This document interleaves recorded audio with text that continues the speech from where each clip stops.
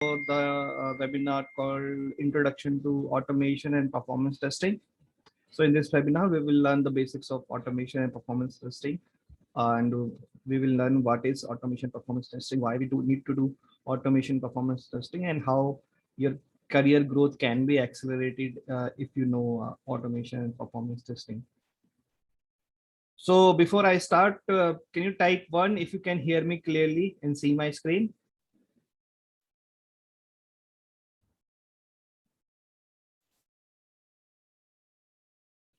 Perfect.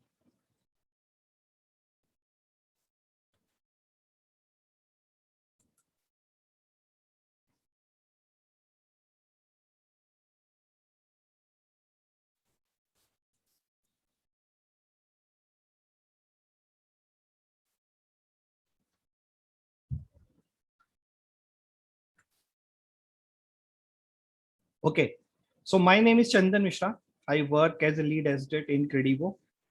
I also work as a QA head trainer at Jakarta Labs, which is sponsoring this webinar. If you want to contact me on social media website, so these are my credentials. So I can be found on LinkedIn here. I remain very active on LinkedIn, and I'm on Instagram here. Right. So before we start, I want to give you some Zoom guidelines. I don't know if you have used Zoom or not. If you are not talking, please always remain in mute. So basically, if you talk, then it can hamper the audio, right? If you have any question, you can ask in chat. We have a dedicated answer Q&A, but after every slide or after every topic, I will ask if you have some question, and then you can raise question, and I'll try to answer most of it because we have a large number of participants, so we can't answer everything, but we try to gather main questions and try to answer those. Again, as I said, we have a dedicated Q&A at the end of this webinar. So there you can ask any question, and I'll try to answer all of it at that time. So turn off your video. If so, if you have your video on, it may take more bandwidth of your internet, and you may see some buffering issues. So turn off your videos. Don't ask question. So there is an option to raise hand if you see in the chat box. If you want to use, so some questions are not, if some questions are not clearly understandable from chat, and if you want to speak and raise your question, then raise that hand button, and we will try to unmute you to get the question via audio. In the chat, don't create extra noise. So basically, when we start, keep it to the questions only. Hey there, don't say like hi, hello, etc. So only questions in the chat when we start the Q&A session. So this is like, if you want to perform, so there will be some demos in this webinar. So if you want to perform those demos, it would be better if you have second screen, or you can switch your screen into two parts so that in one screen you can see the demo, and the other screen you can try to recreate that.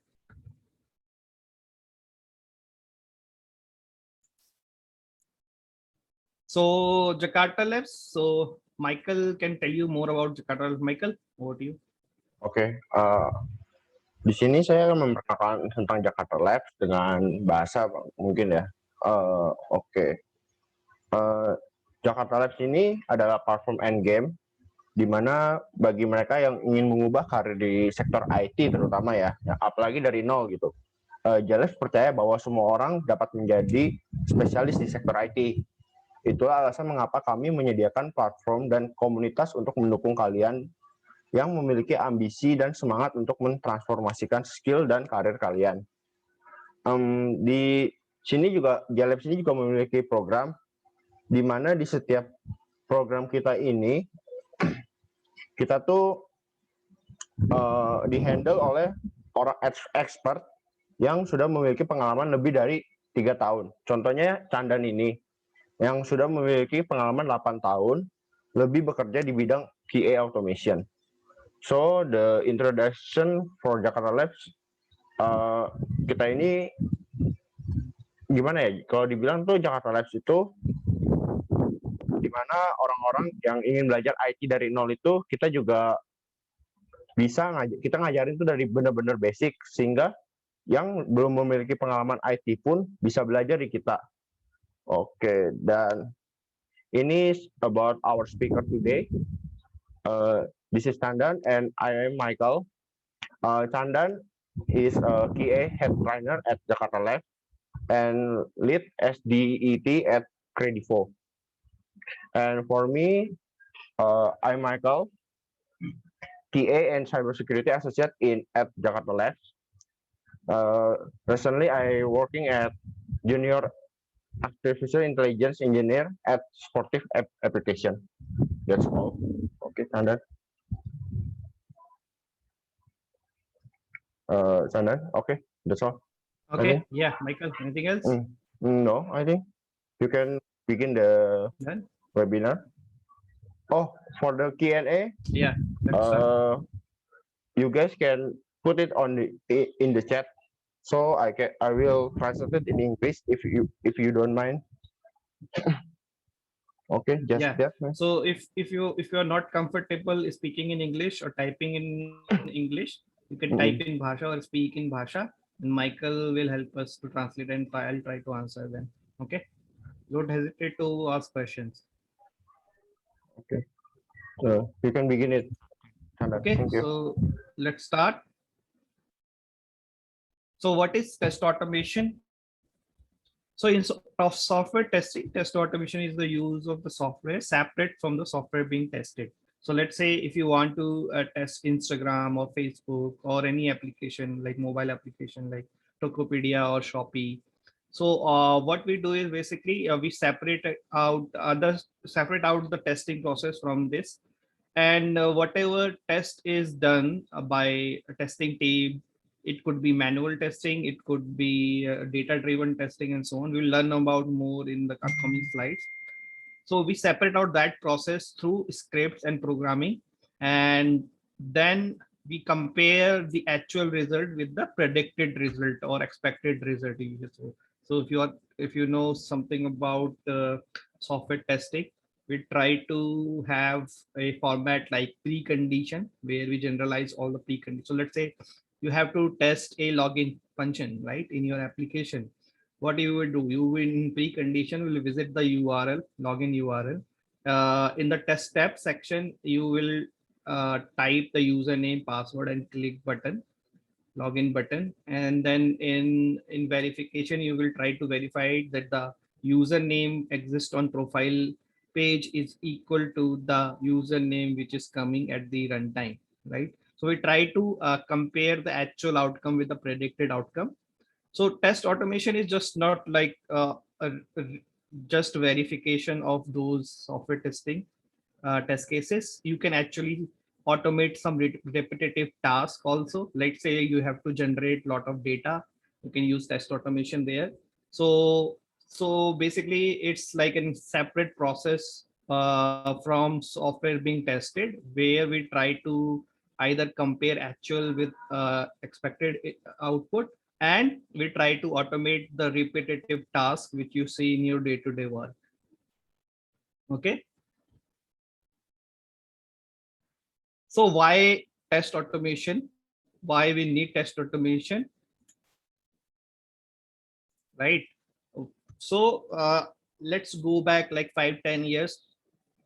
So at that time, test automation was not there. Even like it was there, very few companies were using it.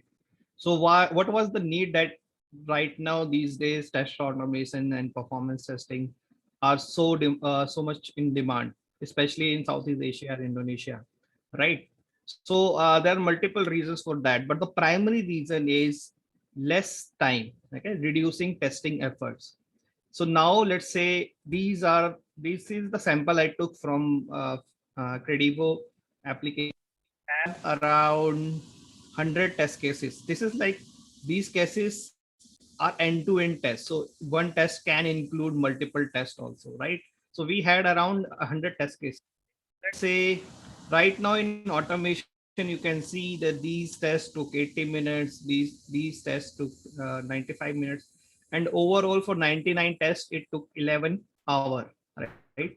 So this is like a single test execution. This is not parallel test execution. So 11 hour it took an a automation suite to run a whole regression suite, right? But let's say in automation things happens very quickly. Even we take, let's say once in automation, if it takes 1 minute, a normal human will take 2 minutes to perform those actions. It means that for executing all those 100 test cases, it can take minimum of 22 hours. Why I'm saying minimum? Because when you do something manually, there are chances that you will face some issues. There are chances that you will create wrong data and so on, right? And then there are chances you will be taking some breaks also, right? So 22 hours, it means if you take roughly, it would be around 3 days of work for a single QA engineer, right? So that thing can be done automatically via single nightly run. If we see that 3 days of work can be done via single nightly run in one night only, and if we make it parallel, like in this case, these can run. Let's say we can run on 10 threads. It can run divided by 10 is equal to around 1 hour only. If we have 20 threads, it can run in 30 minutes only, right? So what I'm trying to say, the maximum impact of test automation can be seen in reducing testing efforts. So once you reduce the testing efforts, so the company can then release the software or product in a very fast pace. So like in these days, most of the companies are working on agile method. Agile is basically whatever you have done, you release that, right? So you do the daily deployments, right? So in this case, so you can't spend around 24 hours to do the regression testing. If you do, then you won't be able to release your software daily, right? So the maximum impact you can see that of test automation is on reducing testing effort, which accelerate, right? Let's go to the second point, skill development. So the first point was impact on the company side and saving resources time and saving the execution time. That was more on uh, company level or the organization level. That's benefits most of the organizations. Now the second part is basically what happens to the personal growth. So you will see a lot of skill development also when you try to learn automation or try to perform test automation, right? The first thing is, because test automation requires knowledge of at least one programming language. So it will, once you learn the programming language, it will not help you only in test automation. It will help you to develop tools. You can create your own custom tools, I mean, let's say you want to create a data generator tool, you can do that using programming language. You can write your custom scripts. You can obviously write test scripts.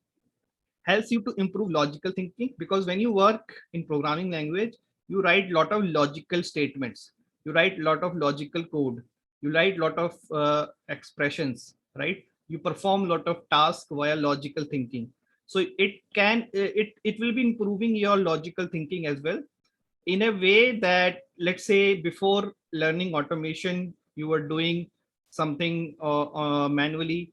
It it you used to do in a certain way, but now you know that this is the logical case, or this is the logical term, or this is the logical thinking. So now you can perform those tests in a better way, because now you know that, okay, if this is a feature related to login, it can have this test cases. Because in automation, you also think what happens when a is not equal to b, a is equal to b, a not equal to b, and so on. So you learn about Boolean statement, you learn about logical statement, you learn about for loops, and so on. So it helps you to drastically improve your logical thinking, helps you to test in a better way using bulk data through data-driven test and load test. Now, what are data-driven test and load test? So let's say you're testing a login functionality. You're testing for a one particular username password, right? Let's say now you have to test for 100 user and 100 passwords. You have to test for 1,000 user and 1,000 password. You have to test for million user and million password. So let's say consider the million case. Would you able to do it manually every time?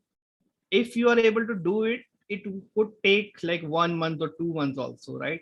So now once you know how test automation work and how to do data driven and load testing, then you know that, okay, now I can test it within minutes, right? So you can now, you are now testing your username password with variants of different kind of variants of username password, and you're not consuming or taking so much time. You are able to do it within a simulated time. So you can use any tools and programming language for that. We will discuss that later on.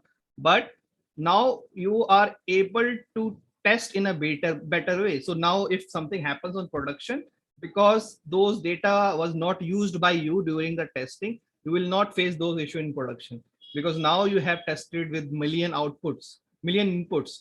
So now most probably the data present in production will be the same.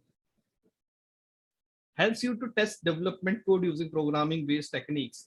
So now before you work on automation, you try to test your software test case techniques like exploratory testing or boundary value analysis, right? But then once you go into the programming and you learn programming, you understand branches, you understand statements. So now branches, I mean to say, like if else, there are two conditions, if else, right? So this is a branch. If this happens, run this code, else run this code.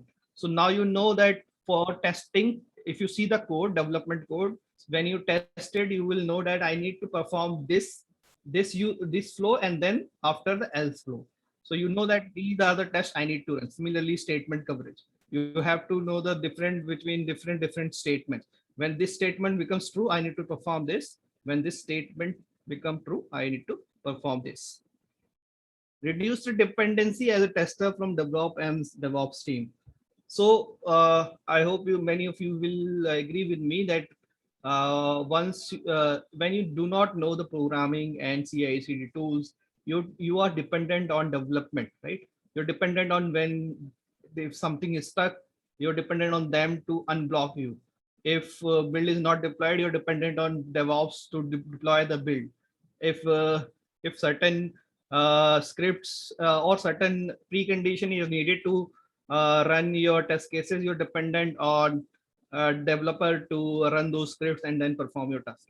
But once you know the programming language, especially the one which is used by developer team, then actually you can learn that how you are running those at your end by asking the developer, and then you can actually do that stuff by yourself at staging or QA environment. Similarly, if you when you learn the Jenkins and CI/CD tools, you are not dependent directly on DevOps. You can say that I can handle the QA environment. If you tell me how this works and how I can perform these tasks, I will be doing those stuff, and I will be not dependent on you. You can take care of production. I will be taking care of QA environment, right?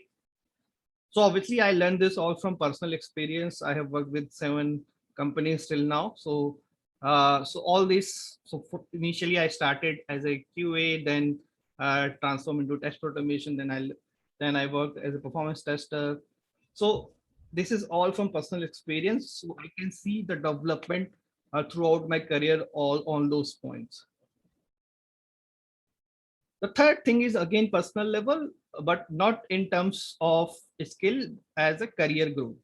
Obviously, when you learn automation, you get more salary. Obviously, because this requires you to be a good in programming language. So this is kind of towards the development role more. So you get more salary, right? This is from Glassdoor. I took the Glassdoor average salary for QA and for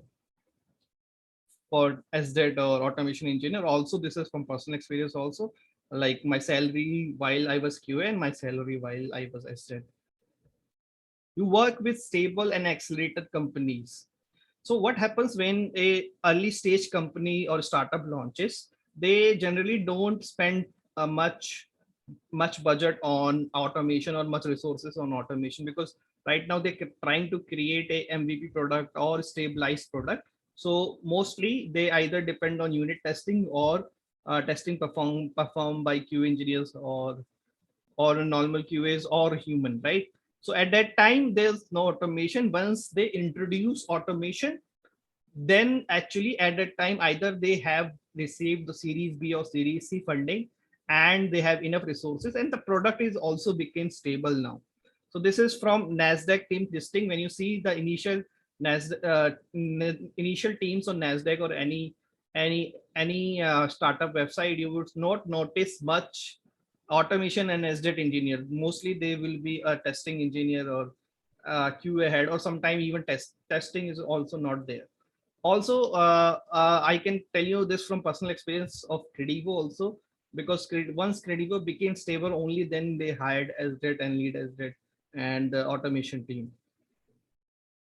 Less competition. So in Indonesia, demand for good automation engineers is very high and supply is low.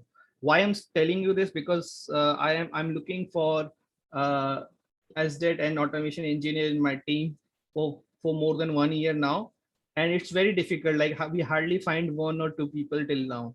So it's very difficult because most of the people are in QA right now, and they have very less knowledge of automation. And even if they have it, the programming knowledge is very less. And the final thing is the test automation fields keep on changing through new tech and updates. Obviously, when you work on automation, let's say right now it has a 2.0 version on some programming language. Next year they will release 3.0. Similarly, if you're working on some automation tools like Selenium, next year they may release the new version. So you don't become irrelevant with time, okay? Because in automation things keep changing, and you have to like change yourself based on that. So let's say right now you're using programming Java 8. Next year you may need to use Java 9. Next year you may need to use Java 10 and so on. So since it is a changing field, you don't stuck. So it's like a long lasting career rather than a career of 2 to 5 years, right? So the things does not become obsolete in this. Okay.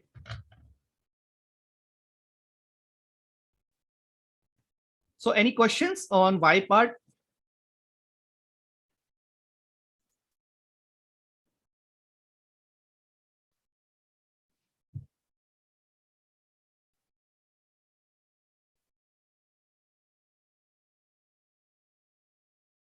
Michael, there's some questions in Bhasha. Can you Okay. I will translate it.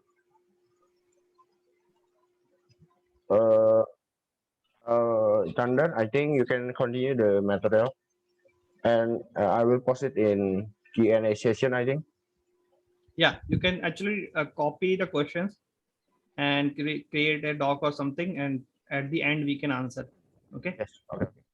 You can continue.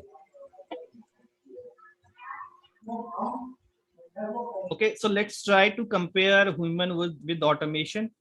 So let me be very clear that automation can't replace human intervention completely, especially in software testing, because when you test software, you are not only comparing just expected input with expected output.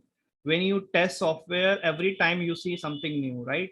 Like sometimes you see some pop-ups, sometimes you see that the screen size is not correct, sometimes you see some elements behaving differently, right? So it cannot replace the intervention completely, but there are situations where you would notice that the automation is a better solution, right?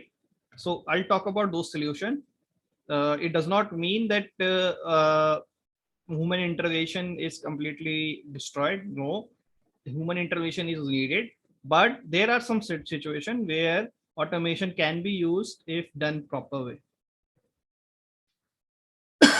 So the first situation, you would notice that a human like us basically depends. Sometimes, let's say we are not in a good mood, so we also does not do that kind of. Every day of ours is different, right? Sometimes we are a very good mood, we are doing very good testing, we are logging a lot of bugs, and sometimes also when we are not good, feeling good, or we have some personal issues in life, the productive will be not same every day, right? But this is not true with automation. Automation does not have emotion, right? So it does not depend on any mood. Once you have written the script, it will it will run the same script every time, checking all the same checks every time without any mood, right? They don't depend on certain condition. Whatever is written, they will perform those tasks. Unlike humans sometimes may feel that I have already tested that, let's test another task. No. So in automation, everything is tested every time it runs. Okay. Whether it was working or not working, it does not work that way in automation. It also does not differentiate between a low priority task and high priority task. While I was QA, I used to do high priority tasks first, and then if I didn't have much time, I would be not doing the low priority task. But in automation, once you have written the scripts, it does not differentiate. It will execute high plus low task and in parallel. So basically, if you do work as a human, you can do one at a time, right? Or two at a time, maximum three at a time, right? But it can do multiple tasks at once, hundred of tasks at once, right? So it can run high priority tasks as well as low priority tasks.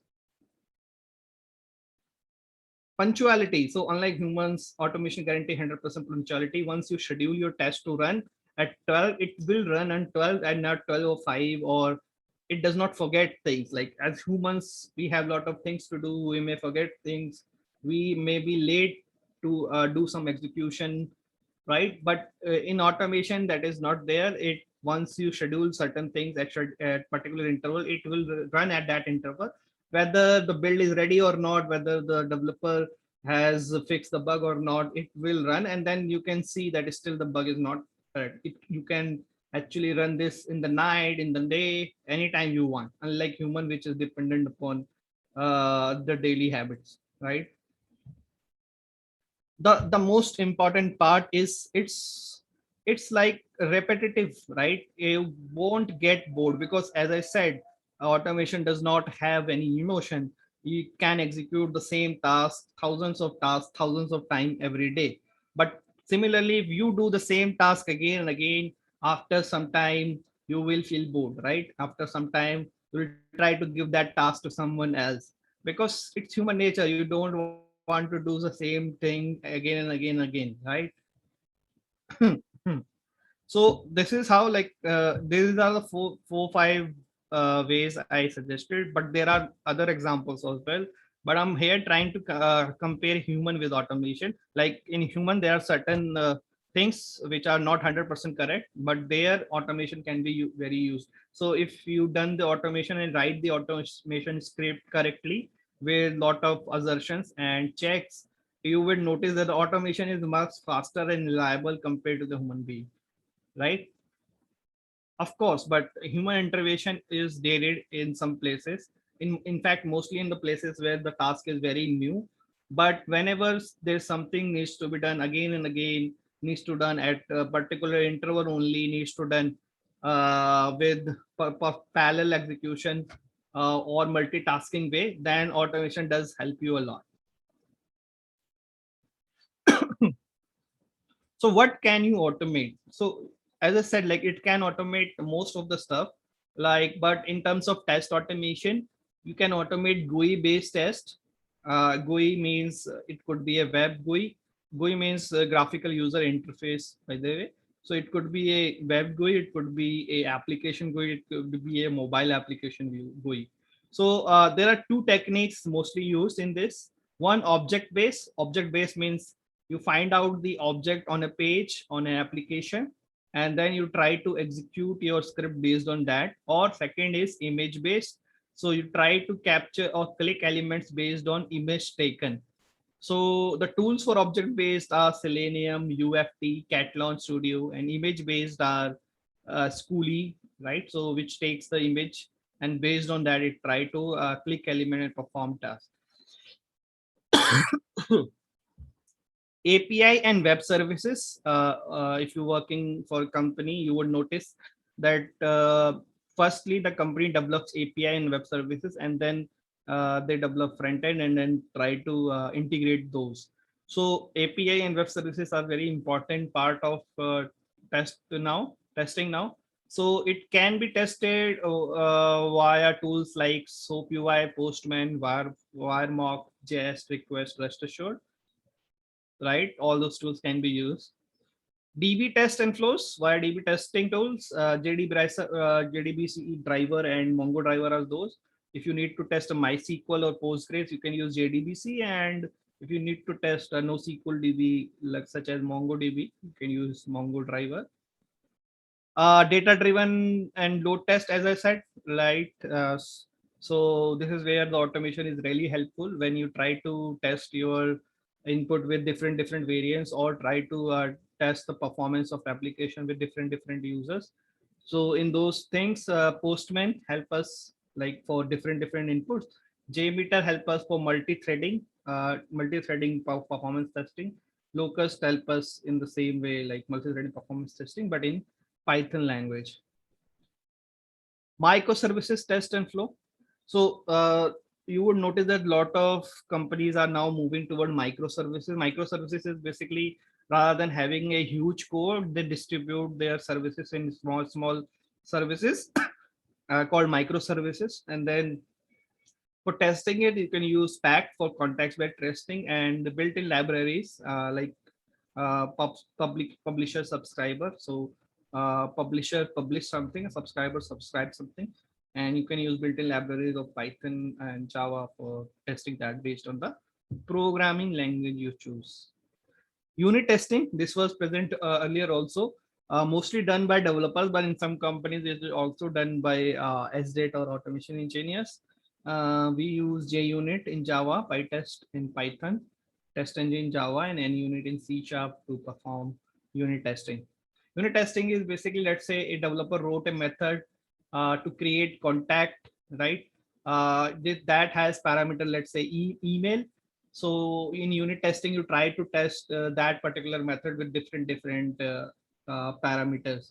Like in some cases, you will take numbers, you will take alphabetical characters, you will take alphanumeric characters, you will pass on empty string and string, whatever the test case you try to execute during test case pre-test case creation. In unit testing, the developers try to test that in their environment ID. So question is, how do I learn automation, right? What is the step-by-step process? So the first step is, before jumping into the automation or test automation, you need to learn about software testing first. Why this is needed? Let's say, so if you go directly in the test automation, you will not understand what you need to automate and what checks you need to perform, right?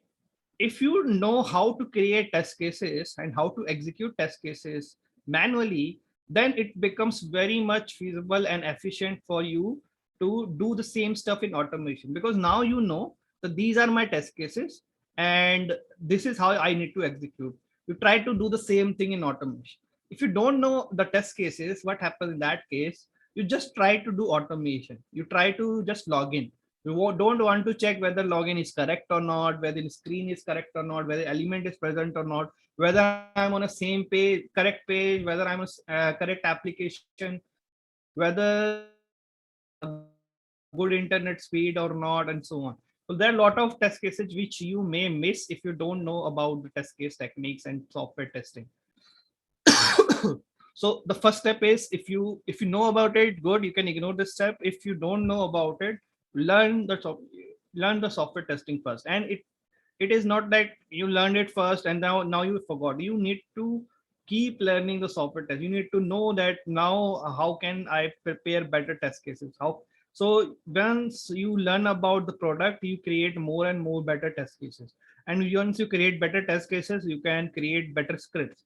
And once you create better script, you can become a better test automation engineer. So you can follow these. There are a lot of resources, but you can follow these resources. Software testing fundamentals, very good website. You would notice mostly the things are dedicated in section. So if you now want to learn the basics, these are the terms here. You want to know different kinds of testing, you can see these here. You can want to know the different kinds of testing. Under testing, you can see here different types of testing. Like today we are discussing functional and performance, but there are other types of testing also. You can discuss here how to create test plan, test suite. If you are from QA background, you would know this, but if you are very new, you can just learn about this here. Defects, how does defects bug, how to report defects, metrics, how to find metrics, and so on. So a lot of things are present here in a proper filtering way in this website. Similarly, Guru 99, it gives you like step-by-step guidance what you have to do.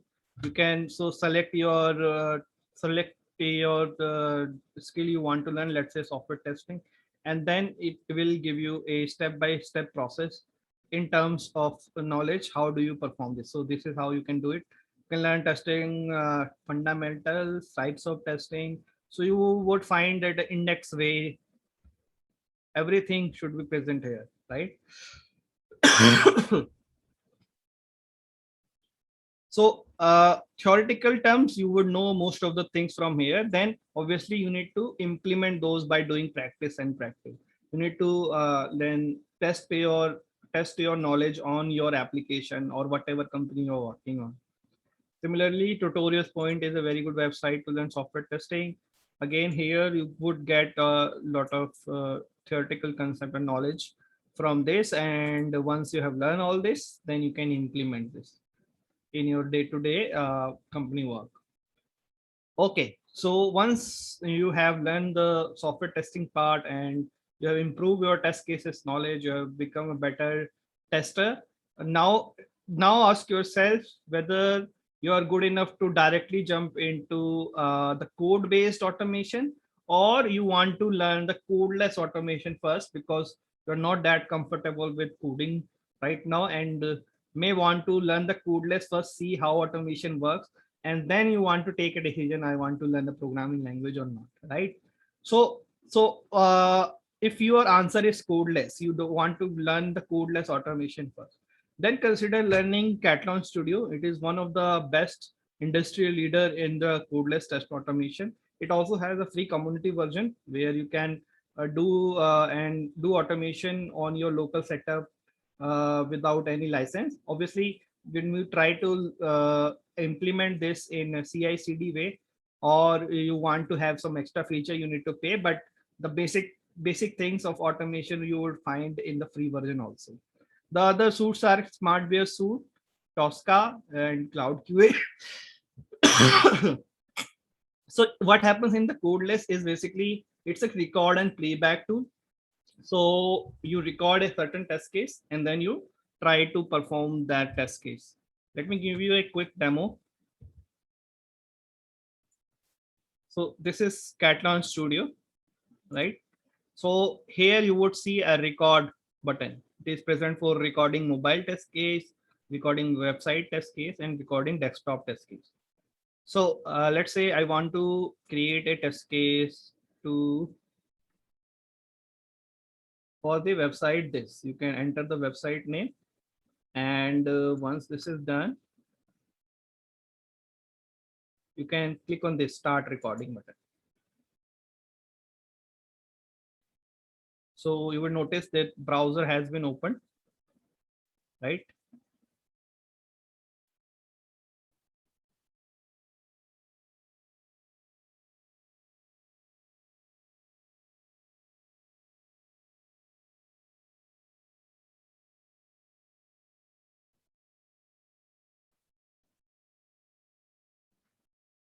Okay, website has been opened.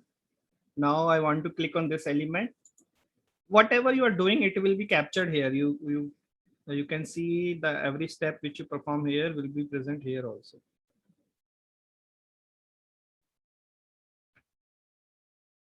Okay, so navigate to this URL. And now let's say I want to enter username, password.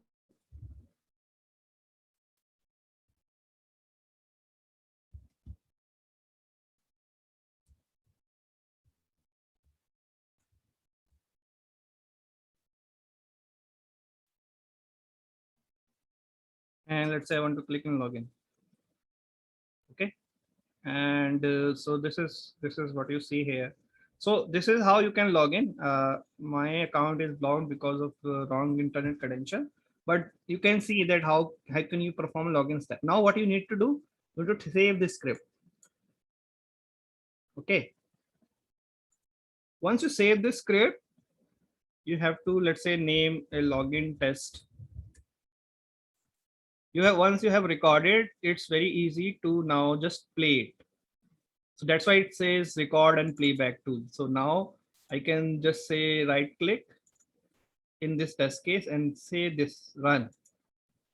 Okay, now it will perform the same step which is performed by me earlier.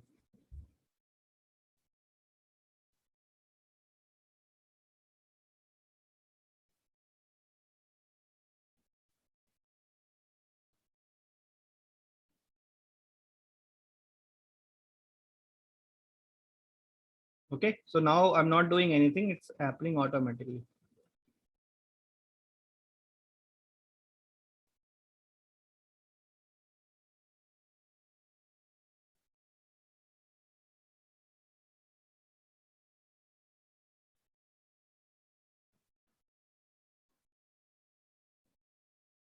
Okay, in the meantime, okay, open the website or click on this button. Already I'll try to type answers. Try to type username and password.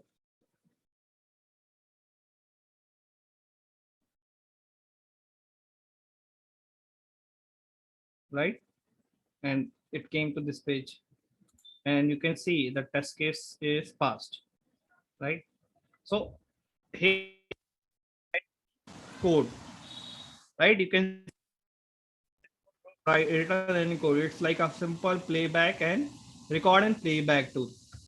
But when you learn about the basic and how all these things work, then after you can, so now we will be feeling comfortable. Okay, this is automation, this is how you can do automation. And now you can go to the script section, and this is where all the programming code is written.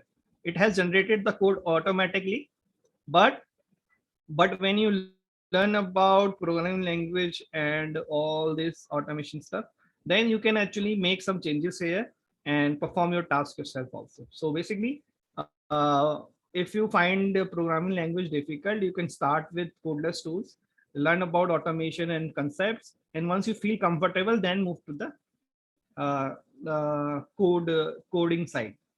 You have to move the coding side after a while, because there are some customization we used to do when you work in a live project, live company project, and that would be possible only through the coding part. Okay, at that time it may not supported everything in record and playback. You need to write certain scripts to perform your task. So but once you get the basics, once you know that this is how automation works, then you will feel comfortable, and then you can learn programming language and perform your task via scripts also. This was a demo about codeless automation. So the pro is actually no coding, no knowledge required. Anyone from any background can come and start this. It gives you a head start. So now you don't have to write a script from the scratch. You get 70 to 80% of the script based on your task, and then you need to just write 10 or 20% of the code.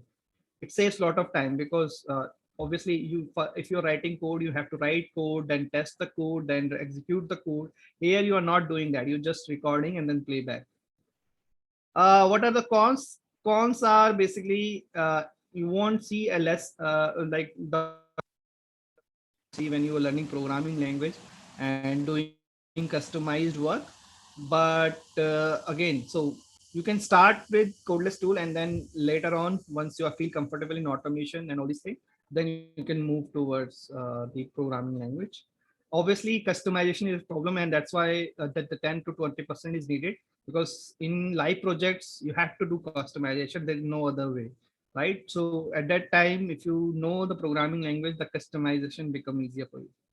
Otherwise you will remain stuck, right?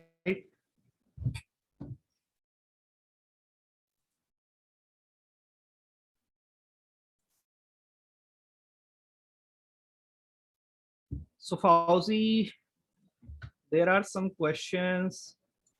Michael, are you noticing this question and adding in the doc? Yes, I'm adding it. I'm not it. Okay, I put it in it. Add all those questions, okay? Yes, yes. In a doc, okay? Doc or Excel sheet, anything. Okay. Okay. But Okay. because what happens when people take question at the end, they may forget few things. That's why they are asking Okay. some Okay. questions here, right? Okay. So take all these questions, prepare, and you guys keep asking questions in the chat. Okay, take all the question, prepare a sheet, add this question here, and then first of all, I will take those questions which are asked by these people, and then I will take new question Q&A section. Okay, but you guys keep asking questions. Okay. Okay. Okay, so now the thing is clear. First of all, you learn software testing. Then you ask yourself whether I need to learn automation through code or without code. Once you have learned the automation without code, now comes the third part. You have to learn the programming language sooner or later. It's just that if you feel comfortable early on, you can directly go to this. Otherwise, you may try out codeless tools and perform all those tasks, and then slowly you learn the programming language and you customize stuff. So programming is actually basics of automation and all automation and performance testing tool. In the background, they write code in programming language only, then you see the GUI, right? So in any tool, you may need to do some part of customization. It could be 5%, it could be 10%, but you are definitely need to perform some part of customization. And that is where programming language is actually needed. And also these days, when you go for the interviews for SDET and automation roles, even for the QA roles which do the hybrid thing like testing and automation both, first question or first round will mostly be dependent on programming language. So if you don't learn programming language, it's become very difficult you to go to the next round or the upper rounds. So not only it can help you in live projects for automation or for getting the job, also in the initial round you will face these kind of questions. So sooner or later you need to learn this. So there are multiple website with free tutorials. I have only included free tutorials or free resources because some people may not afford paid ones.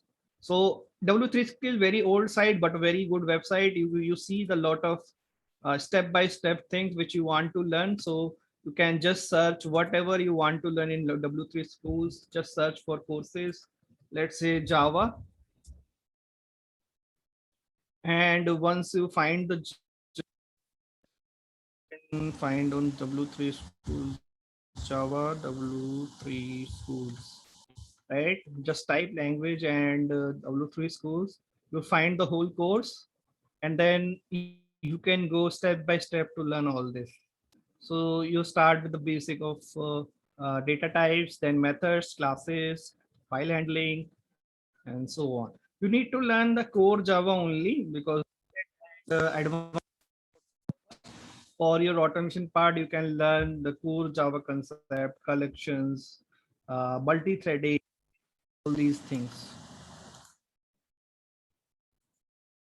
Through 99 again, as I said, for testers and who wants to learn automation, Crew 99 is one of the best site because it gives you live project also. You follow tutorials in a deep manner, step by step way with articles. So yeah, so this is again a good website to learn Java.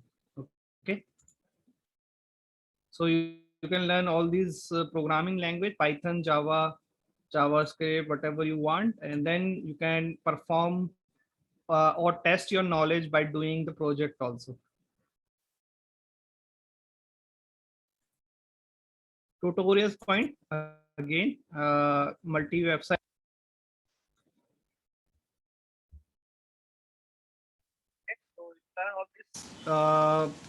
One of the programming language from all these websites, but here you find theory, you need to execute those in setup. Let's say either you can IntelliJ for Java, for Python, okay, and similarly Visual Studio Code for JavaScript. So once you have learned that, you need to execute those tasks in your local. Only then you will become better. Otherwise, it's just theory. If you're not performing or implementing things, you will not get better.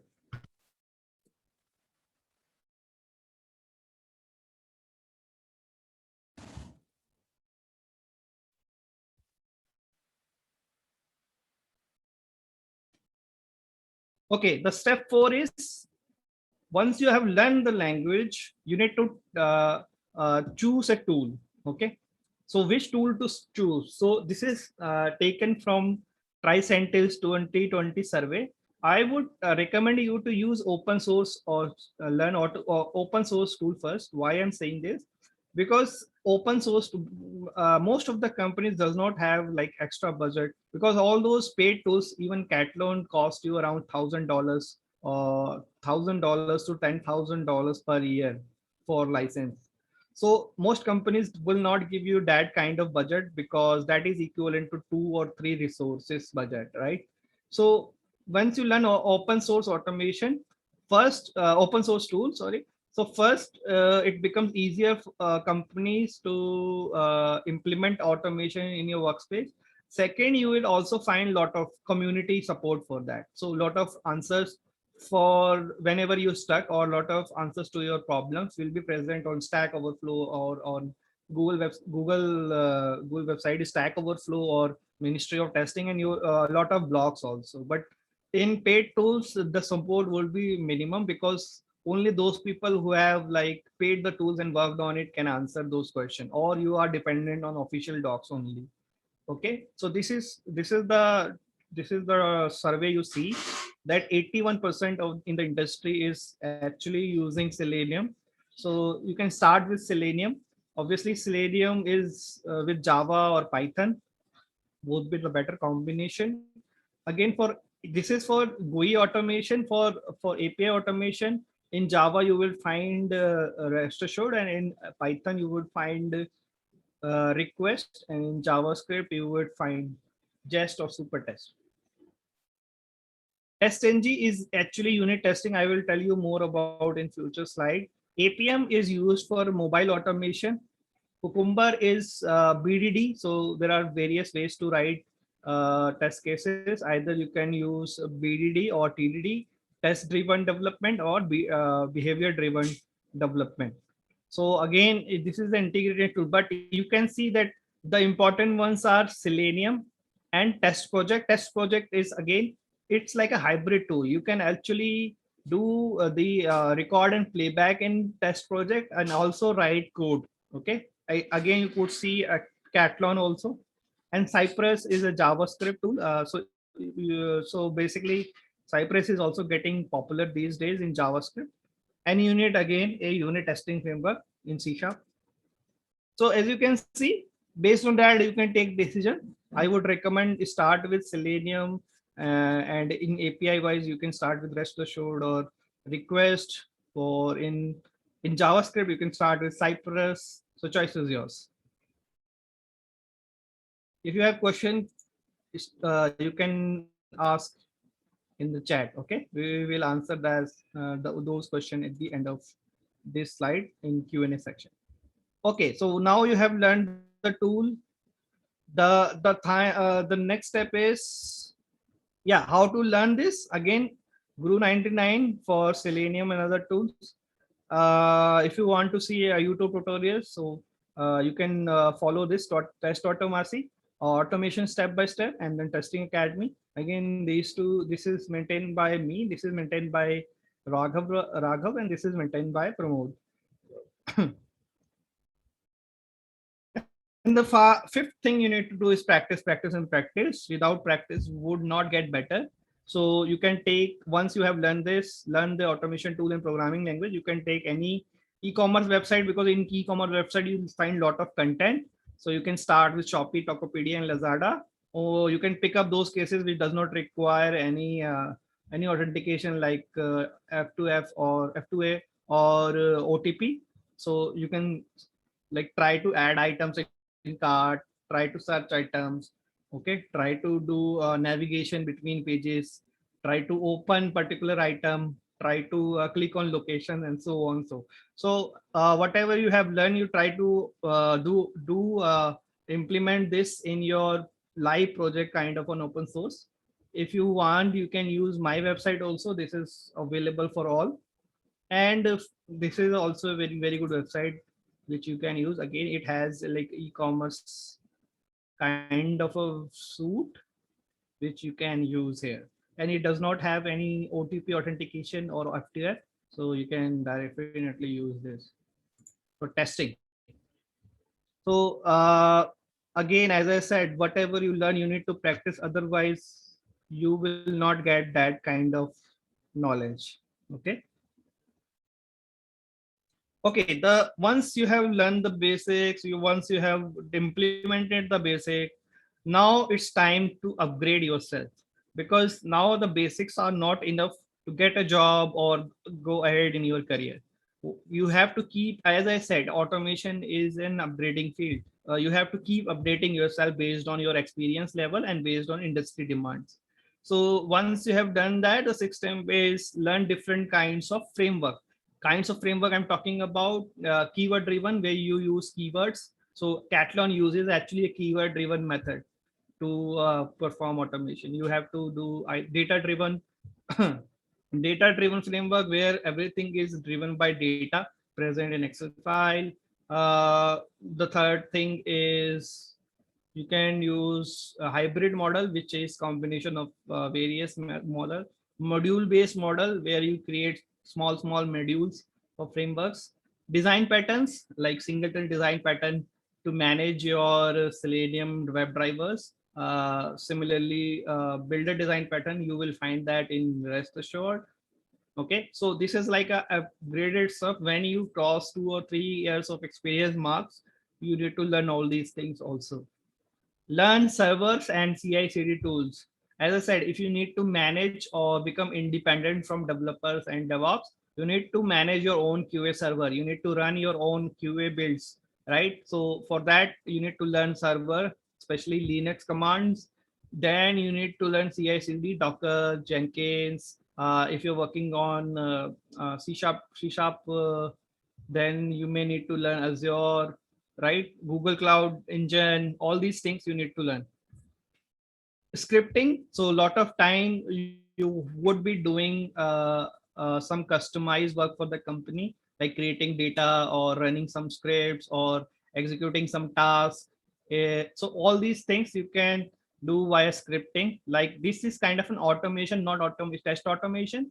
In automation, you may get tasks from your company to automate this, or create a data generator, generate data on this website, or do certain tasks every day to clean up the data or so on. So all these things you can do actually using scripting language. You can learn Python, shell scripting, or Bash for this. The ninth step is attend interviews. So once you have learned everything and implemented it, even then you would find in interviews there are some different questions, or interviews expectation is different. How would you find and work on those? So attend interviews. Initially it will be very difficult to clear those, but as you get experience, as you implement a lot of things, as you learn a lot of things, you after 4 or 5 interviews you will become better, and you will be able to crack the first round and second round, and maybe go all the way and get the job also. So attend interviews, gather question, implement them in your code, and then keep repeating the steps. And the final things, read blogs. I would suggest blogs like blogs like again my website. Tools QA is one of the best website for test automation engineers. Automation step by step, and public website like Feed Blogspot and Ministry of Testing, right? The test chat. So you can use all those. You can join all those blogs and community for discussion. There you would find a lot of discussion happening on multiple testing types, like somebody talking on software testing, somebody talking on automation, somebody talking on performance testing, somebody talking on security testing. It's just not uh, you have to involve in discussion. You can just read as a silent reader and get a lot of knowledge about it. Okay, rather than spending time in other stuff, entertainment source of stuff, you can reduce the time there and increase the time in reading blogs, books, community, involving in discussion, reading discussion, right? Okay, so this was all about automation. We learned how to move towards the automation step by step. We saw why we need to move to automation. We saw what's the use of automation, right? So now the second part is performance testing. So let me give, before I go to the performance, let me give you a demo of code-wise automation, right? We saw the demo of codeless automation. So in code-wise, you actually write all those code, right? Again, I said, you need to learn programming language for that. So similar case where I had to log in, I have performed here, right? So as I said, in this case, I need to add username password. So to storing data, we use data types. Okay, we are using string data type here to store username and password. Then a driver is actually Selenium provide different kinds of driver to test on different kinds of browsers. So for Chrome driver, for Chrome it has Chrome driver, for Firefox it has Gecko driver, and so on. So driver is that object which actually helps you to execute your commands, which was done in Catalan Studio. So let me tell you, Catalan Studio also uses Selenium in the background. A lot of tools actually uses Selenium in the background. So I'm opening this website and then I am waiting till this element, which is a login element, becomes available. Then I am typing. Send keys is used to typing the username password on username and password field. Why by ID and things like that? So if you notice that in website, I said, right, there are two ways. Either you can use object based technique or image based techniques. All these objects are taken from HTML DOM. HTML DOM means the HTML document from using XPath. So for the XPath of this would be, you can see that A, which is a hypertext, contains text login, right? Similarly, you can see A hypertext contains text login.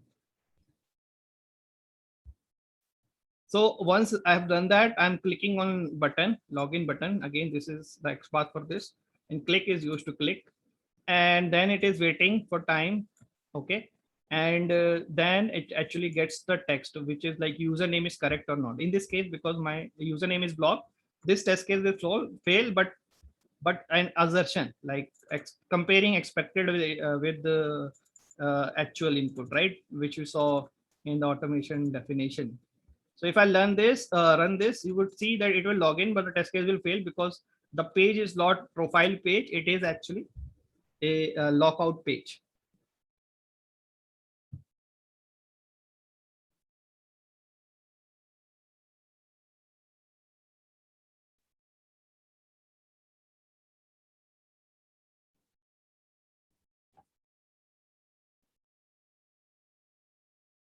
In the meantime, it is running. You can, if you have any question, you can type related to automation, because automation slides are finished now.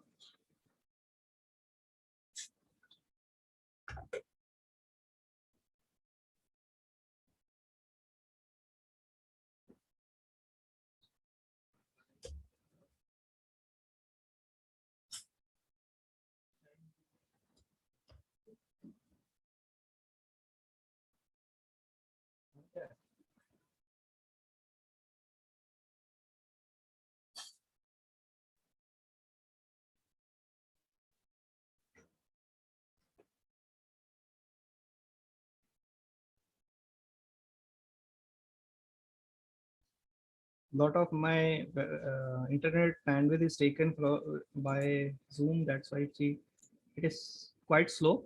It failed. Why it failed? Because you can see that it wait for item for a long time. But as I said, well, because my internet is quite slow, so I will increase time to, let's say, 180 seconds. So it would wait for 180 seconds to load the page. Let's try this again. It would be faster.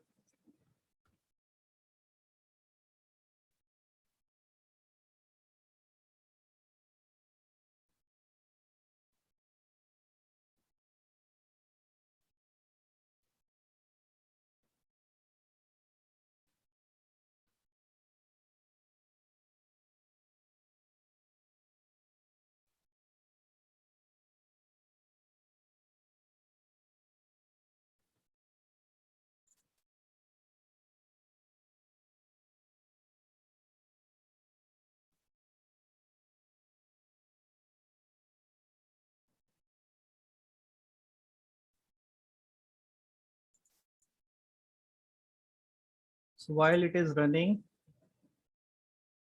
let me see how many questions we have till now.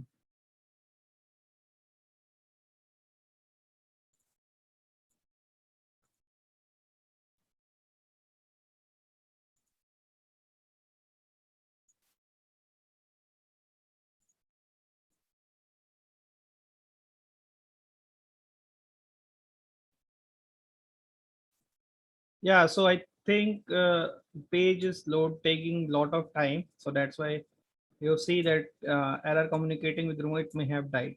But you can see that this is the code you write. If I am on good connection, I could show you guys. But this is how you write code and run your code. Okay.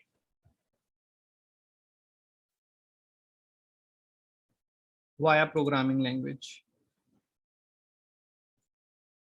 Okay, so the next thing is performance testing. So till now we used to do automation, right? We learned about automation. In performance testing, it's just not about the functionality. We test the speed, the response time, the stability, reliability, scalability, resource usage of application under workload. It's not like we have to test this website for, see, the test automation for one user is taking a lot of time, right? What happens if, let's say, we have 100 users, then it may not able to load the website. So these kind of thing we need to test using performance testing. So what purpose of the performance testing? Identify, eliminate performance bottlenecks in software application. It is subset of performance engineering. Okay. So the focus of performance testing is obviously speed. We need to see the application response quickly enough with different internet speeds, right? 4G, 3G, good Wi-Fi connection, 50 Mbps, 100 Mbps, and so on. Obviously, it would be good in better speed. What happens if we test performance of application with low speed and multiple users? So we try to have different parameters and try to test and gather the metrics, and then based on the industry standard and approval from higher management, we'll try to test and fix those things, raise and fix those issues related to performance. Scalability, so this is actually determining how many maximum users can an application can handle. Stability, if as I said, different load, if we are checking for different load, actually application is stable or not. So why performance testing? Again, just like automation. So it has all the benefits of test automation, but at a scale level. So in test automation, you generally test for one user, 10 users. In performance testing, you test for million users, 10 million users, especially in a sale like 9, 9, 10, 10. You have million transactions being made on Credivo. So at that time, you need to do a performance testing at scale level, right? No, automation is not that enough.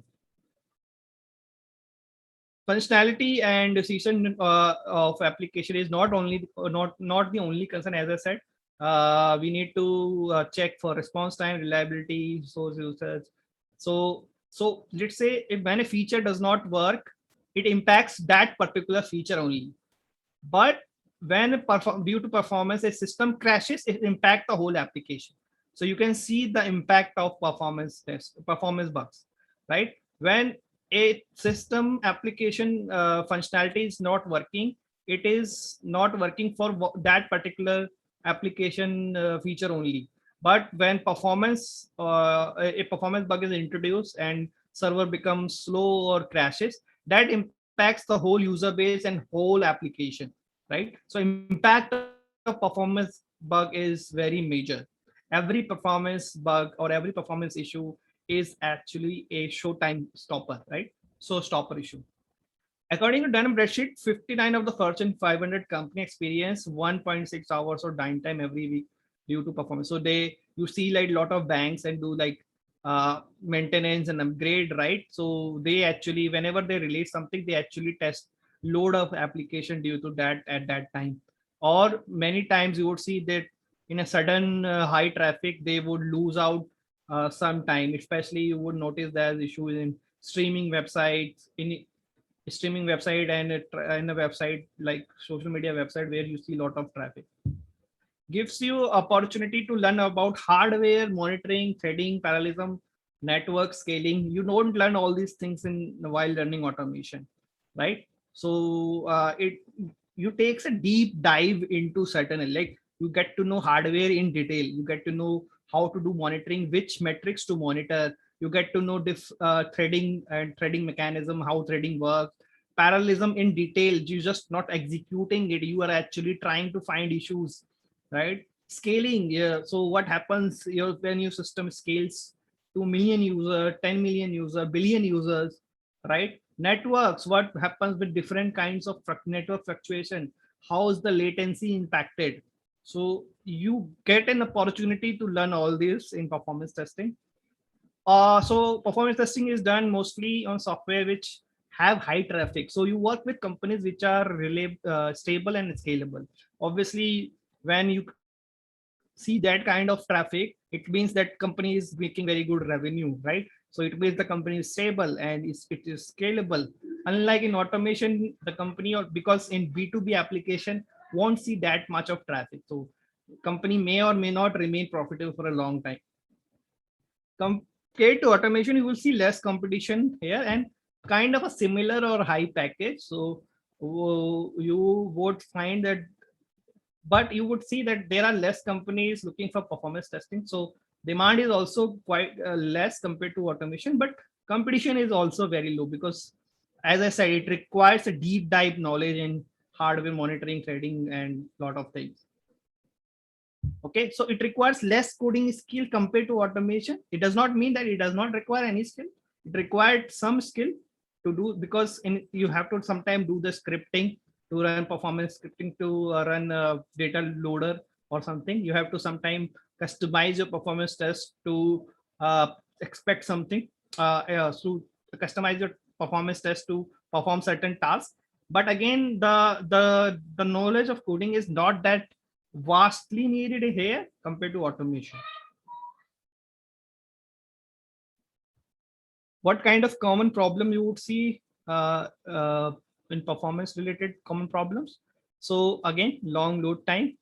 It normally, so initially, whenever a new user come in your website, prospective user, it would come to the home page, right? And if it application is taking so much time, just like my website, they may not visit that page again, right? So that's why you need to measure. So first problem, you would see a long load time, poor response time. Application is not responding to certain input performed by user, so the user will lose interest. Scalability, poor scalability. It cannot handle the high number of users, right? So again, so it can be a hardware bottleneck or a code level bottleneck, which can impact user in a big way. So if application is crashed, the user may not buy from you again, or might not become your customer again. Bottlenecking, especially when it happens in during transactions, that would be a very bad experience for them, right? So as I said, bottlenecking could be to a coding or hardware issue. So you try to go bottom of it and then find the root cause of the problem. And sometimes you need to upgrade your server strength. Like if it is running on 32 CPU, then you have to increase it to 64 CPU. You need to increase the RAM. You may need to increase memory. You may need to increase servers. You may need to increase server horizontally. Sometimes you may need to increase the server vertically. So it may depends upon the issue. You need to find the root cause and then go deep into it with the developer and DevOps guy, and then finally come up with a solution with the root cause. So some of the performance bottlenecks related to hardware, you could see CPU utilization, memory utilization, network utilization, operating system limitation like disk usage. So this is a generic process. It is slightly different from test automation. Here you would see, first of all, you may not use the same kind of environment for performance testing which you use for normal QA testing, because when you are testing the performance, then you may need a very high or production like, or even better than production environment, right? but that would cost money, right? Every server costs money on AWS or Alibaba or Google App Engine. So you may not need to run the performance testing based environment every time. You just need to run those servers whenever you're trying to perform testing. So identify the test environment based on performance criteria. Determine the performance criteria. Like I want to do testing in terms of CPU usage. I want to do testing in terms of network usage. I want to do testing to test the horizontal scaling or vertical scaling. Okay, and what would be my response time, expected response time? What would be my expected network in and network out time? What would be my, if it is related to file, what would be my file read and file input stream and output stream time? So all these things you would need to capture and take approval from higher management, only then go ahead. Okay, then plan and design, configure test environment, implement test data, run test, analyze, fine tune, and retest. Fine tune means you may need to fine tune your code, you may need to fine tune your hardware, you may need to fine tune your combination of hardware and code. Okay, and you keep retesting till you achieve the expected performance criteria in the level 2. Okay, key metrics to watch during performance testing. So you need to you need to watch processor usage, a amount of time processor spent executing non-idle threads, memory usage, amount of memory available. Uh, if memory is not available, the task may not be performed and the system can crash. This time, if disk is remain busy. So compare this performance testing task with your normal system. All these things you notice in your system also. Let's say if your disk is fully filled, then executing task becomes slow because read write request does not have enough bandwidth, right?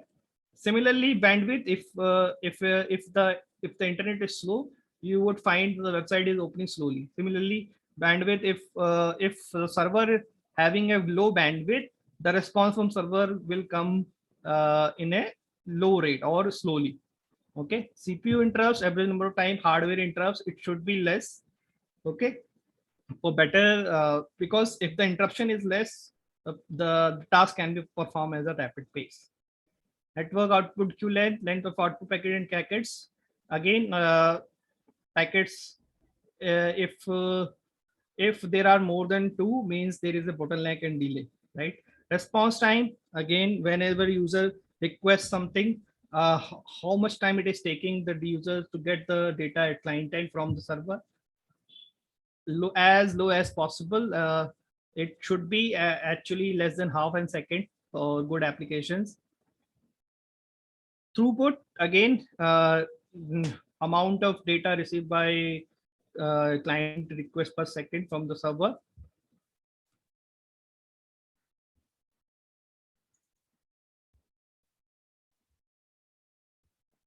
I think there are some more elements.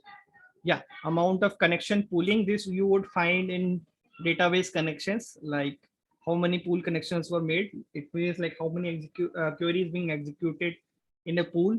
The pool should have certain. So let's say there are 700 pool maximum pool connection. So don't make more connection than 700. And if it is needed, then upgrade your server and upgrade your database queries to achieve that. Active session, how many session can be maximum active, remains active on this particular server. If needed, you can redistribute this for better management. Hit ratios, again, with the number of SKUs handled by cache data instead of expensive IO operation. Use cache wherever possible, so that user can get response quickly from cache data rather than hitting the server or SQL server again and again. Hits per second, web server for each second to load test. Database logs, again related to a database. You need to, while doing performance, monitor the database and see that it is not getting logged and everything is working correctly. Thread counts, again, how many threads can run concurrently and remains active without any issues. Garbage collection, you would see a lot of heap issues during performance testing. So you need to keep monitoring the garbage collection. And if you see some issues, you need to fix this. This is more like a code level issues. So yeah, lot of things to, as I said, it requires a deep knowledge. You may find it difficult compared to automation, but again, as I said, performance testing is as a field is very good for those who want to go into deep into application and who want to go deep in hardware knowledge and code level knowledge and find performance and scalable issues. So again, tools, you would see this, the JMeter is the most popular open source tools. WebDriver is actually used with integrated with JMeter to test performance. If you try to do UI load testing only using WebDriver, you may face issues because let's say you can run mostly with 8 GB RAM, you can run 5 or 6 threads. With this 32 GB RAM, you can run around 15 to 16 threads. So what you try to do, you integrate your WebDriver script in JMeter and try to run those. So basically 80%, 80 to 90% testing, performance testing is done through JMeter. Apache Bench, again, benchmarking tool from Apache. Flood, it's a paid tool. Gatling, again, a good tool, but requires a Scala knowledge. In JMeter, you can work with Java, Groovy, and multiple languages. Locust is Python-based load testing tool. Okay, it does not have any GUI, so you need to write code in it. Gatling is also code friendly, and JMeter Flood is actually have a lot of GUI elements. So even if you don't know much programming, you can perform basic load tests in that. How to learn official docs, obviously. This is a very good tutorial on JMeter given by JMeter itself. Puffmetrics is a very good website given by Vallabh. And again, in YouTube, you can learn on these channels. Test Automacy is me, QA Insights, and is from Naveen, and Puffmetrics again from Vallabh. Okay, so, quick demo. So let's say you need to test whether Test Automacy website is how much, what is the response time of Test Automatic website. So you can quickly add threads. Let's say I want to test for 100 users, right? And since I want to test an HTTP request, I will get this path. And I want to see the result also. So for that, I can use listener with summary report. And let's try to run this.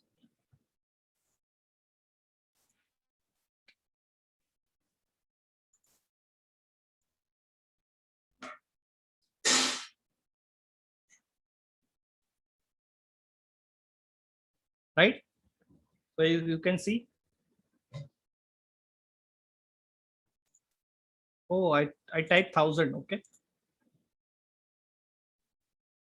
So all those metrics, so there are two metrics. One is client side, which is you can see here, and the second is server side, which you can monitor from AWS if you are using AWS, or from any cloud hosted tool like Google App Engine, AWS, or Azure.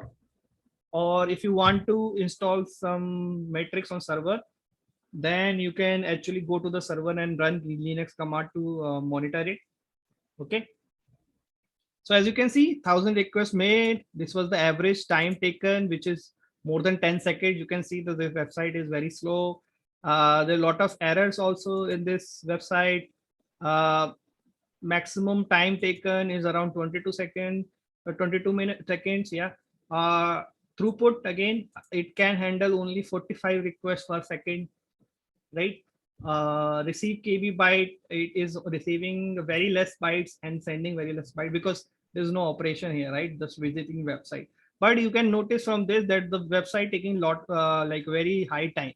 It should be less than half second or within 100 or 200 milliseconds, right? So this is one such example. But when you work for live project, you work on a large project, you work on a large website, then you had more and more HTTP requests. You follow a end-to-end flow and then try to notice the errors, right? So JMeter has assertions. JMeter has scripting. You can write script also. So most of the stuff you can do in this also. Similarly, Postman is used for data-driven and API testing. You can test API and data-driven using Postman. And once it is working Postman, then you can migrate your script to JMeter. Okay.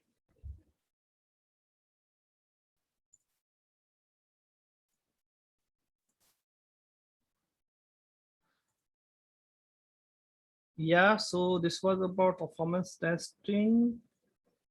Now let's take questions.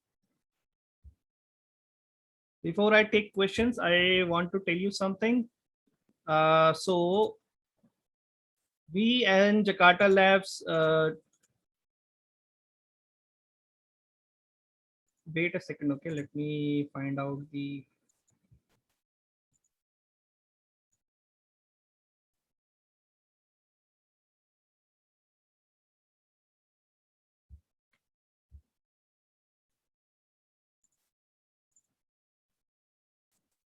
we in Jakarta Labs every month uh, take a boot camp on performance and automation testing where we learn all these things. Okay, so this was like a small demos, but we work in a boot camp model where we try to solve each and everyone's problem. And this is like a 6 week long program, or weekend and the weekdays both, but this is for weekdays. So here we start from very basics. First of all, we learn programming. As I said, we go step by step. We learn programming, where we learn all about Java. As I said, like Java is the most popular language in Indonesia, so that's why I pick up Java. Java and Python are mostly used, but with Java you can learn. Java is slightly easier, but if you have any question on Python, we can take that also during the sessions. So we start with Java, then we learn Selenium and TestNG. Then we learn Postman and Rest Assured, then CI/CD. So whatever steps I said, then for JMeter, and finally we learn Catalan Studio, because we believe that, as I said, sooner or later you learn to learn programming, but if you not that comfortable initially, you can start with Catalan Studio. Here we also give a project. Okay, so once you finish this website, we give you a live project related to whatever we taught, and then we try to solve your problem. Then we'll do the grading, and top candidates we actually gets calls from the companies which we have association with. Okay, so Michael and Jakarta team member will give you more details on that after this webinar through emails. Okay, so if you want to enroll, you can enroll. Now let's take questions. If you have any question, you can keep typing in the chat. Yeah, everyone will get the presentation. Okay, so let's start with questions. The first question is, how do I stay updated in the field joined community? Yeah, so official docs, first of all, let's Selenium, right? Let's say you want to keep updating with Selenium. So go to the official docs of Selenium, right? And here you would keep seeing the document. In the documentation part, you would keep seeing the updated documentation and whatever is coming new. Okay, and also every open source project is present on GitHub, right?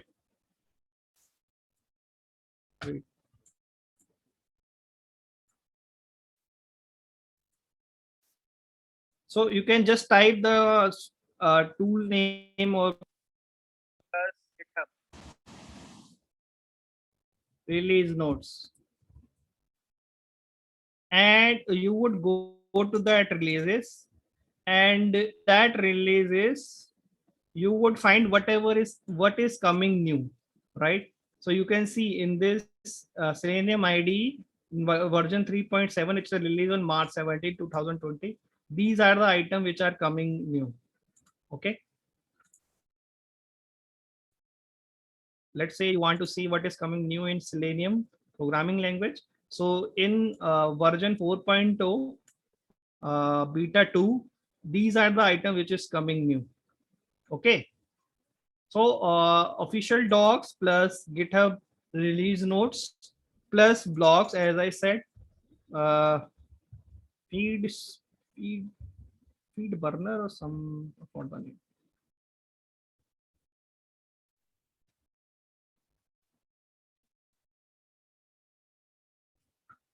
Feed spot.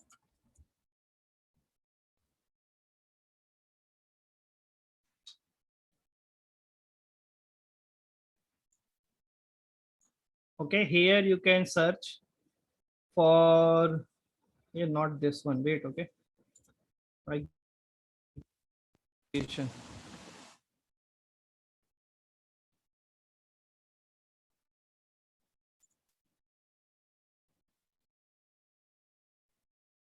Yeah, actually, this is feedspot.com. So in Feedspot, you can subscribe to topics, whatever you like. So any new material which is comes under that topic, you will get a notification and you will see here. Okay. So you can just log in here and see and subscribe to the topics. So this is the second part, then history of testing.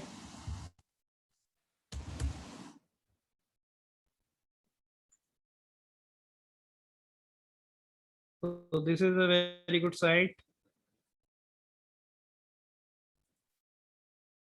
So anything new which comes here, you can see. You can also involve in discussion.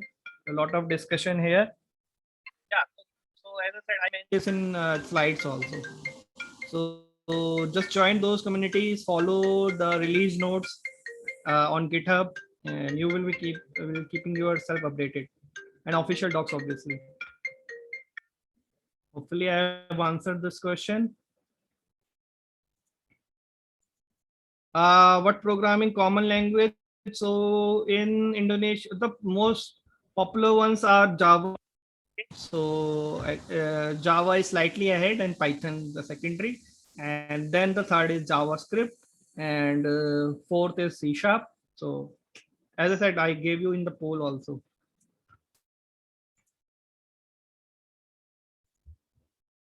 Which tool must be mastered become fluent and that is used in industry today? Again, from Tricentis survey, as I said, Selenium and Java stack. So learn Selenium, rest assured for API testing, Selenium for UI, GUI, and what JMeter for performance testing. For automation, you should have at least good hands-on on one of the programming language, Java, Python. I'll give you suggestion that you can prefer Java or Python, and then you can learn Selenium as a GUI tool, and API testing wise in Java you can Karate or rest assured, or in Python you can use request. As a SDET lead, how do you make sure every single member of your team is advancing on their career? So every quarter, I actually make plan for each individual. So what he is in good in, what he is bad in, and so on.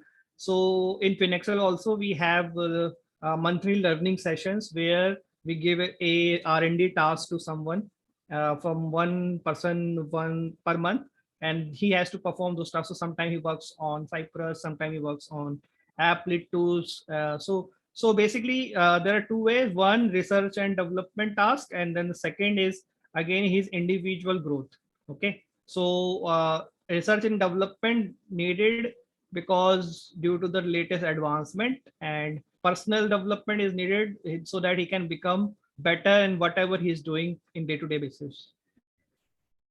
Of course, then the third one is rewards. Whoever performs better, we give monthly rewards. And the fourth one is because some companies supports Udemy subscription or Pluralsight subscription, giving some courses to learn and then help them to implement them inside our automation frameworks.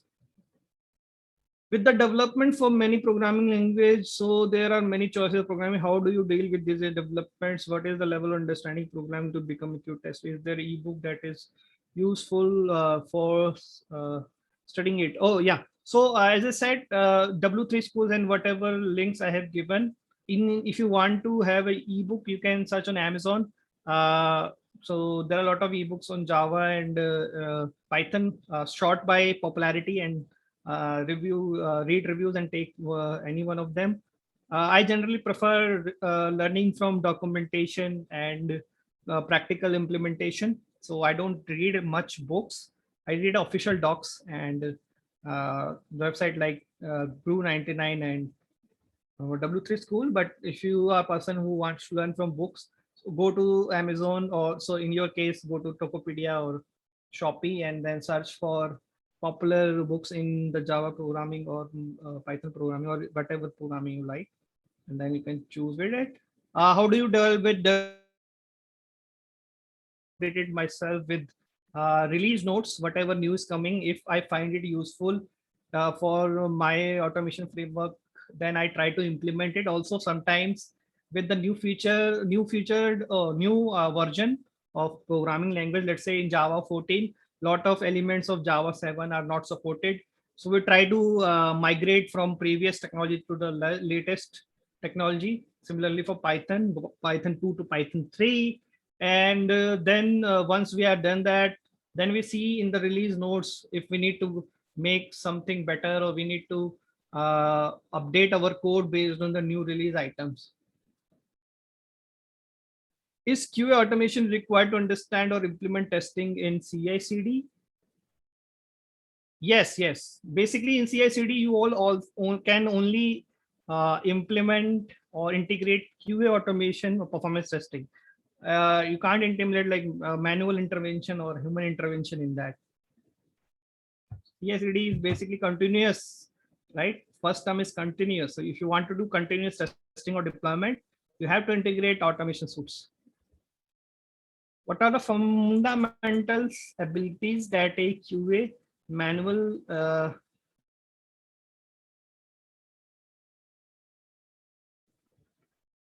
yeah, for fundamental is same. You need to understand how to develop good quality test cases. You need to understand different kinds of test cases techniques, how to execute them, right?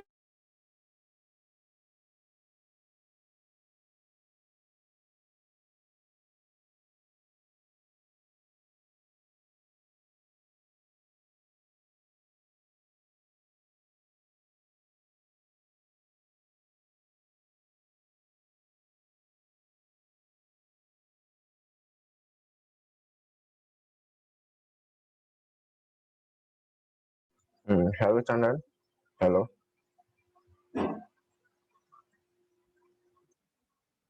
Oh, oke. Teman-teman, mohon tunggu sebentar ya. Sepertinya Chandan sedang memiliki masalah koneksi.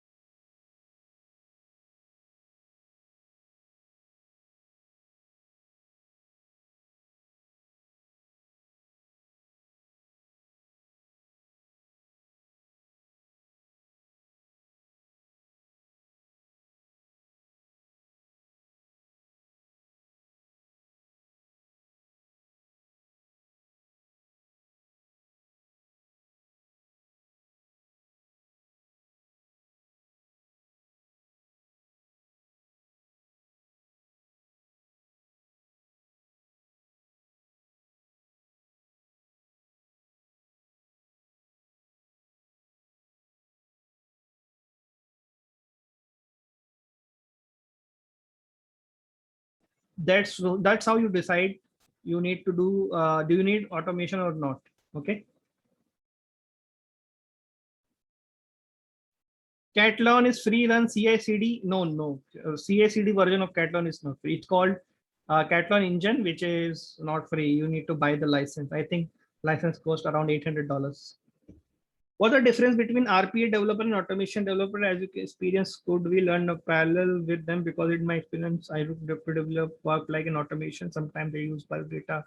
Yeah. So RPA tools like UiPath or automation anywhere is actually also help you to do automation in. So it's kind of a codeless tool, right? So you record certain activities and you try to re-execute them, or you have GUI to create your test cases. So if you compare, it is similar to Catalan Studio. So yeah, RPA is very vast, but in RPA you are not only limited to GUI automation or API automation. You can automate a lot of stuff, like you can automate PDF, you can automate PDF tasks, you can automate doc tasks, you can image tasks, email tasks. So RPA is actually helps you to do a lot of stuff with very less programming. But there also you need programming language whenever you need some customization, which is not supported by RPA software yet. Okay. In system, but problem with RPA is every RPA tool is paid, right? So company find it very difficult to have this in their company unless they are mostly working on something which is related to robotic automation, right? So the opportunities are very less in RPA, right? But in automation, you would find a lot of companies using it, whether they are using robotic operation or not. In system process, why do you need automation or testing software? If them so impacted part of Unity part itself, indeed can then predict the task of process. Whatever I can gather, you need to see why we need automation part, right? So it reduces your time, it reduces your resources, it saves you a lot of money, it develops your skills. And I think she's asking about, or the candidate is asking about, why it is not part of unit testing. So unit testing, as I said, automation is slightly different from the built-in software. So a lot of time unit developers don't have time to do proper unit testing also. If you give them automation tasks, it may take more time. In some companies, actually automation is also done by developers, but these are very few companies. So yeah, it can be done by developer also, but then it takes time, right? It takes time to do that, because if automation team is working on, can work parallelly with developer on the task. But if it is dependent on developer, he had to do unit test and then automation test, right? And so release gets delayed, testing gets delayed, and deployment gets delayed also due to that. I want to know, in your opinion, what is the difference between performance testing and stress testing? Is actually part of performance testing. There are different kinds of testing. Load testing is basically where you test maximum load a application can take. Stress is basically you send lot of users at that. You want to break the system. You want to know the break point of the system. This is where you use stress testing. Similarly, volume testing, you want to test in terms of data, what the maximum size of data that application can accommodate. Okay, so these are all parts of performance testing. How do you make the standard for your QA team so everyone have good knowledge of their tasks? Yeah, so everyone is not same. So based on experience level and their skill set, I try to make best use of them. Okay, so basically somebody very good in GUI automation, I provide them a lot of GUI tasks. Somebody is good in API automation, then provide somebody good in both, then they can mentor the individual resources and so on. So you manage based on experience level and then their skill set, and then research and development skills and so on. Is it must to use page object create automation testing? It is not must, but for a scalable automation framework, management of test cases becomes easier when you use page object model. Otherwise, you can directly use it in the script or create a common file and so on. But as I said, when you work with 100 10,000 and 1,000 cases, you need to have certain management also, so that in future you don't have to do changes in every page, right? And maintenance, whenever some changes happens, you don't have to do changes in lot of places. How do the best case for performance testing prevent system downs? Best test case for how to predict how many users this if it's a flash sale system, this again comes from usage. So when you test, you know, like for one thread it is taking this much time, for 100 threads it is taking this much time, and based on that you try to optimize and try to predict maximum user. So let's say for 100 million users, this, so in the last sale these many users came, so you expect, let's say in this sale twice number of users will come, and you try to have more 50% or even 100% more bandwidth. So let's say you are expecting 200 million users on flash sales, you try to have 400 major users bandwidth in your system and as well as, so this is all prediction based on the previous data. That's why you see in some website during the flash sale the website crashes, because even after their expectation, the traffic was more than that, right? They were expecting 2x, they got 10x, right? So you try to because of your previous history and previous sales, you try to guess, but even with that guess, sometimes a product becomes so popular, or lot of many people try to buy certain items, the websites crashes. Okay, but yeah, based on historical analysis, this is where you use analytics.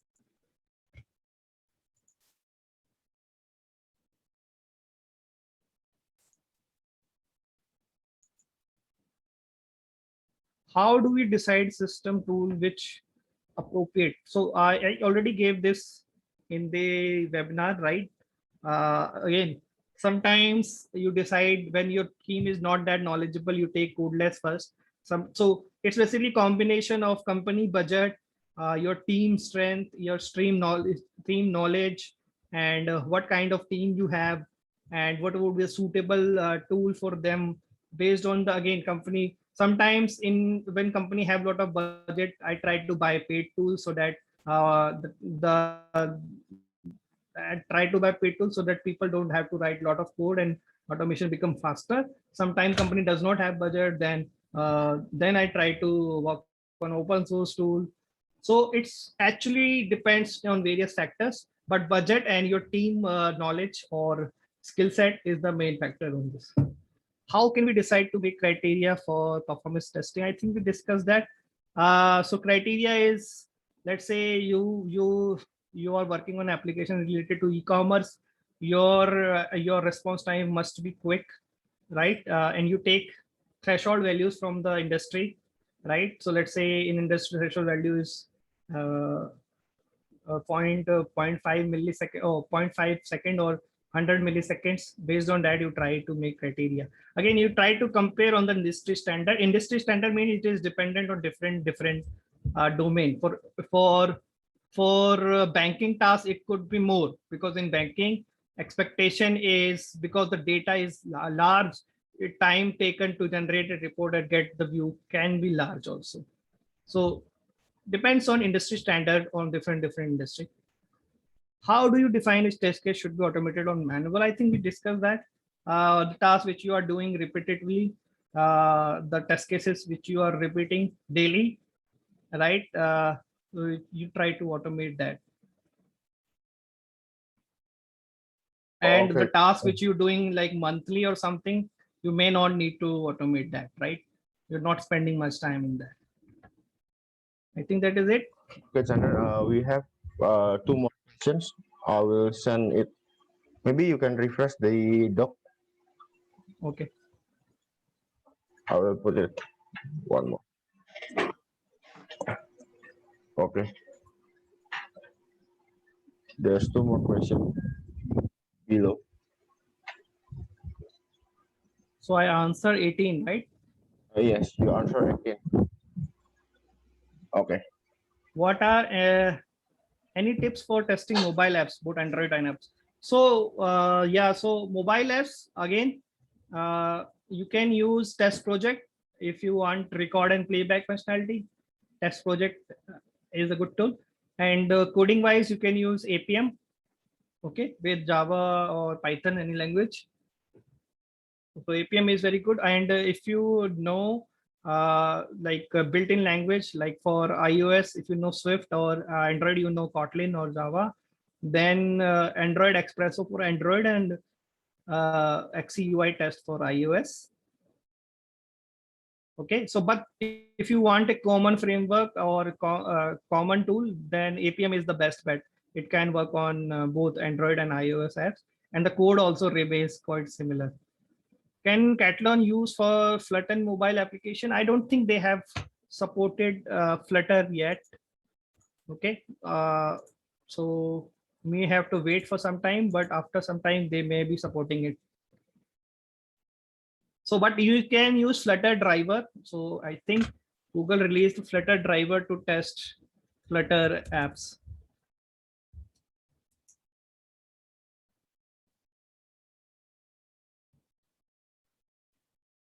Right? Yeah, Flutter driver.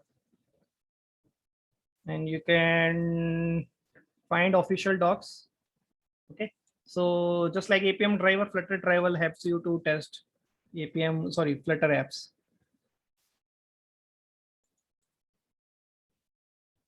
Okay. Anything else? I think this is it. Yes, that's all I think. Okay. Oh, we already. Okay, that's all. All. Any other question, guys?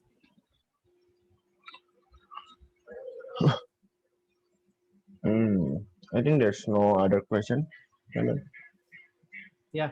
Okay. So now you can take control. Okay. So thank you Chandan for the material and the sharing, and for today's speaker Chandan is really very insightful from your experience in QA. Oke. Nah teman-teman, kalian kan sudah tahu nih sekarang peluang kerja di bidang QA automation secara singkat dari webinar ini. Nah di sini JLabs mengadakan full stack QA automation bootcamp buat teman-teman sekalian. Nah, ini kalian bisa ikut yang akan di-launch pada tanggal 29 Mei sampai 4 Juli. Dan ini kelas berlangsung selama 6 minggu, yang per sesi durasinya itu 3 jam.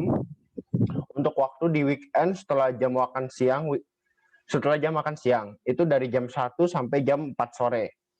Jadi ini nggak bakal ganggu aktivitas reguler kalian juga, dan di samping itu kan jam-jam kosong, dan dimana kita bisa mengisi waktu kita itu untuk menambah ilmu kita juga. Nah, untuk harganya ini cukup dengan harga 3,5 juta rupiah saja. Nah, kalian juga untuk PPT webinar kali ini nanti akan kita share melalui email dan akan kita kirimkan ke email-email rekan-rekan sekalian. Thank you semuanya untuk yang telah meluangkan waktu untuk webinar hari ini. See you later in the class. Thank you.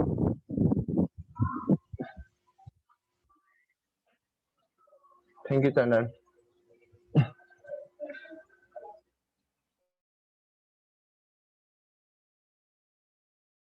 Okay, guys. Thank you everyone for attending. I hope you liked the session.